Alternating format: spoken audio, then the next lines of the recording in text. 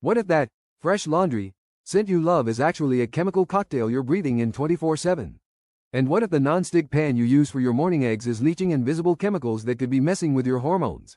This isn't science fiction. The truth is, our homes, our safe spaces, are filled with products that could be contributing to that brain fog, those random headaches, or that fatigue you just can't seem to shake.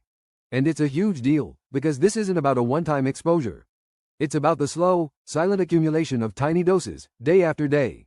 Start with the biggest scam in our homes: fragrance. That plug-in air freshener, the scented trash bags, that fabric softener that smells like a summer rain.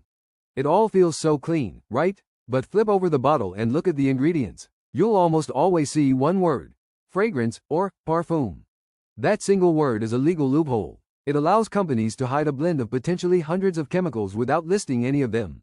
I used to be obsessed with that strong, clean smell. It meant my house was spotless. But what I was really smelling were things like phthalate. According to a 2021 study in Environmental Science and Technology, phthalate are notorious endocrine disruptors, meaning they can mimic or block our natural hormones. Think of it like a key that fits the wrong lock, sending confusing signals all over your body. So that ocean breeze scent isn't just a smell, it's a cloud of unregulated chemicals we're breathing in all day long. Kinda wild, right? But it's not just the air. What about the surfaces we touch? We've all done it. You grab that super-powered all-purpose cleaner with the bright, almost radioactive-looking liquid, spray it everywhere, and you get that powerful chemical smell that instantly says, disinfected.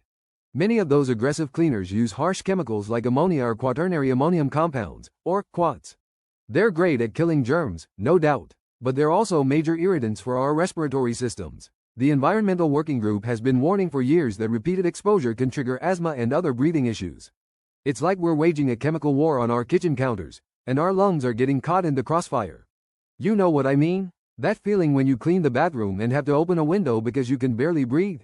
That's your body sending you a pretty clear signal. Okay, so we've covered what we breathe and what we touch.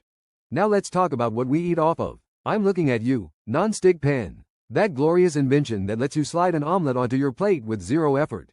The magic behind that is a class of chemicals called PFAs, often called forever chemicals.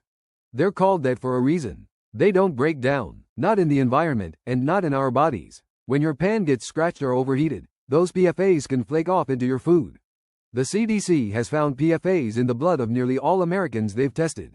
It's everywhere, and a growing body of research links them to a whole host of health problems, from thyroid issues to immune system suppression. This is one of those things that really gets to me. We buy these things for convenience, to make our lives easier, without any clue about the hidden cost. It feels like a betrayal. From the kitchen, let's head to the bathroom. You grab your shampoo, lather up, and you get that rich, satisfying foam. That foam is almost always caused by sulfates, like sodium lauryl sulfate, or SLS. Sulfates are detergents. They're incredibly effective at stripping away oil and dirt. The problem is, they're a little too effective. They strip away the natural, healthy oils from your scalp and skin, disrupting your skin's microbiome, that delicate ecosystem of good bacteria that protects you.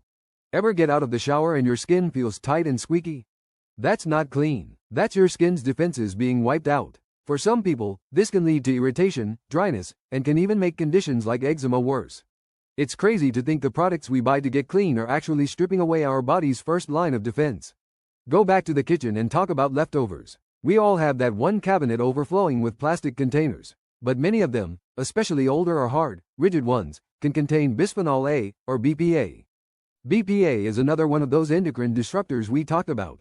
It can leach from the plastic into your food, especially when you heat it up in the microwave. And don't be fooled by the BPA-free label. Often, companies just swap it out for similar chemicals like BPS or BPF, which some early studies suggest might be just as harmful. It's like a game of chemical whack-a-mole. You get rid of one, and another one pops right up. This isn't about being paranoid about every single piece of plastic. It's just being aware of the trade-offs. The convenience is real, but so are the potential risks we're just now beginning to fully understand. So where does this all leave us? It feels overwhelming, I know. It can feel like your own home is working against you. When I first went down this rabbit hole, I remember feeling a mix of anger and helplessness. Like, how could I not know this? How is this even allowed? But here's the thing. Knowledge isn't about fear. It's about power. This isn't a story about how we're all doomed by chemicals. It's a story about becoming conscious consumers. We learned that the fragrance label is a black box of mystery chemicals. We saw how our heavy-duty cleaners can be tough on our lungs, not just on grime. We uncovered the truth about forever chemicals in our non-stick pans and the harsh detergents in our personal care products.